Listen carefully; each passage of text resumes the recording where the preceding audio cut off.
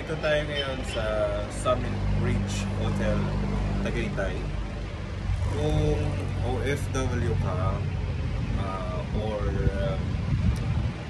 gusto mong magbakasyon, galing ng ibang bansa, gusto mong magbakasyon dito, pupunta kang Batangas, pupunta kang Tagaytay. Ito yung, or mag-check-in ka dito sa Summit Ridge Hotel. Ito yung view niya, lake. And ito yung Summit Ridge Hotel. Tabi lang siya ng daan. Tabi lang siya ng daan. Tapos doon, merong restaurant. I think, Canton Ying's restaurant. Canton Ying's. Tapos malapit din dito yung Sky Ranch. Around like 2 minutes lang siya. Kung pupunta ka dito from galing kang Manila, I don't know, pero galing kaming ng Batangas, from Lipa, SM Lipa, diretso, may van doon, diretso sa Tagaytay.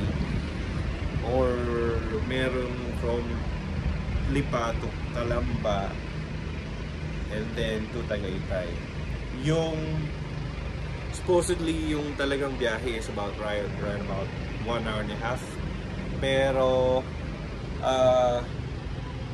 yung biyahe namin naging 5 hours due to traffic. So consider nyo rin yun. And then kung nandito na kayo sa Tagaytay, kung nagbabiyahe lang kayo, mag-jeep na lang kayo papunta dito sa Summit Ridge. Mas mura siya kaysa sa mag-taxi kayo.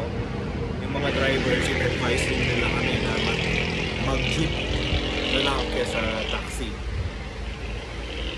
And meron dito sa Summit Ridge Hotel, meron din silang breakfast. You can avail breakfast.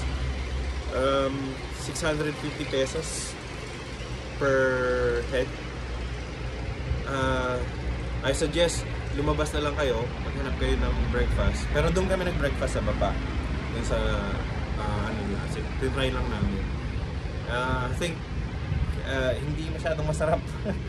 Not worth it. Siguro kung lalabas ka dito, tapos maghanap ka ng buffet, breakfast buffet, mas sulit. I think mas masarap. I don't know.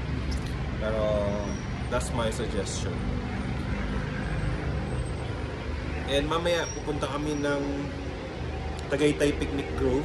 And after that, at night, Sky Ranch.